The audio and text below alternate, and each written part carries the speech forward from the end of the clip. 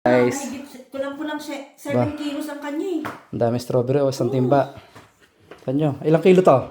Kulang-kulang 5. Grabe oh. Point something. Kulang-kulang 5 kilo, ang dami. Isang timba. Oo. Malapit Grabe lang, strawberry oh. Yoks, malapit lang. Saan ba banda doon? Doon lang basta malapit lang siya, hindi malayo. Saglit lang kami. Sabi ko, akala ko malayo, hindi naman pala. Eh, sabi niya, babalik daw siya bukas. Kasi tawag Dahil tayong strawberry oh. Sabi ko, itanong mo si Angie kung gusto nilang Oh. pumunta. Sabi Eh, ano pa yan? Eh, dami na yan. Kasi babalik ako, sabi niya gano'n. Baka gusto nilang pitas-pitas doon. Dami oh. Guys, Meron pa akong 7 kilo pa. bumili rin ako ng fresh yan? original to, oo. Doon, Kaya magkano? may farm sila, Magkano? 7. Oo, mahal. Kasi original. Oo.